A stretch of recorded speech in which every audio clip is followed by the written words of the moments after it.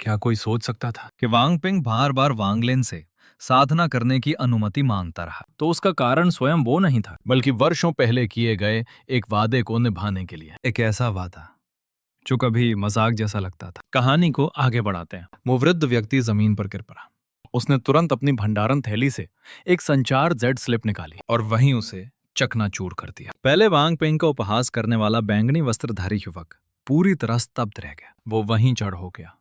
वो युवती भी, जिसका चेहरा अचानक बदल गया, वांग पिंग और वांग लिन को अविश्वास से देखती रह गई। उसे बिल्कुल उम्मीद नहीं थी कि बात यहां तक पहुंच जाएगी। वांग लिन ने नजर हटा ली, मदिरा पात्र उठाकर एक घूंट लिया और ठंडे स्वर में कहा, मेरा बेटा किसी और से शिक्षा नहीं लेता। वो वृद्ध बोलने की हिम्मत नहीं कर पाया। उसके शरीर की आध्यात्मिक ऊर्जा पहले ही अव्यवस्थित हो चुकी थी। अगर वो बोलता तो उसकी कोर ऊर्जा तुरंत टूट जाती। उस समय भले ही वो मरता नहीं, उसकी साधना निश्चित रूप से गिर जाती। बैंगनी वस्त्रधारी युवक ने घूर कर कहा, तो तुम भी एक साधक हो? अच्छा, यहाँ हमारे कुल का अपमान करना मतलब। उसके वाक्य पूरा होने से पहले वांग लिन ने हल्के से अपना दाहिना हाथ हिलाया। उस युवक का शरीर जोर से कांप उठा और वह तुरंत जमीन पर गिर पड़ा। वांग लिन ने उसे नहीं मारा, क्योंकि उस व्यक्ति के शरीर में आध्यात्मिक ऊर्जा बहुत कम थी। वो अभी भी सामान्य मनुष्य की श्रेणी में था। इस दृश्य ने वांग पिंग को अचानक एहसास कराया कि उसका पिता शायद एक साधारण साधक नहीं है। उसी समय 3 वृद्ध अचानक सराय में प्रवेश कर गए। जमीन पर बैठे कोर गठन साधक ने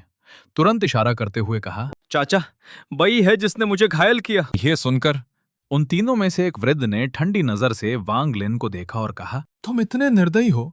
क्या तुम्हें लगता है कि हमारे कुल में कोई नहीं बचा? लेकिन वांग लिन ने उसकी ओर देखा तक नहीं। उसने मदिरा पात्र नीचे रखा और शांत स्वर में कहा, पिंग चलो। ये कहकर वो खड़ा हुआ और बाहर की ओर चल पड़ा। वांग पिंग भी उठ गया, पीछे मुड़कर छिंग शुआन की ओर हल्की मुस्कान और अपने पिता के पीछे चल पड़ा। उसके मन में उस लड़की के लिए एक अच्छा भाव था, क्योंकि पहले जब वो साधक हमला कर रहा था, उसने उसे रोकने की कोशिश की थी। जैसे ही दोनों जाने लगे, तीनों वृद्ध आगे बढ़कर उनका रास्ता रोकने लगे। बात अभी खत्म नहीं हुई, तुम ऐसे कैसे जा सकते हो? वांग लिन की नजर शांत रही। उसने बस एक कदम आगे बढ़ाया। ये कदम साधारण दिखता था, लेकिन वो जैसे गड़गड़ाहट बनकर उन तीनों के मन पर गिरा। तीनों के चेहरे तुरंत बदल गए, वे अनायास पीछे हट गए।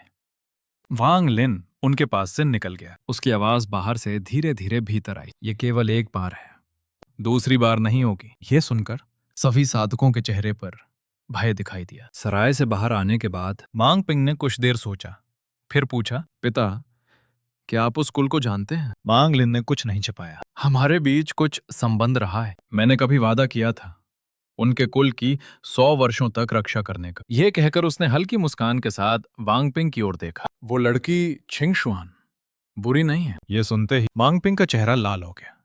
If you love Donghua, you'll definitely want to visit donghua3d.com, your next favorite destination for epic stories.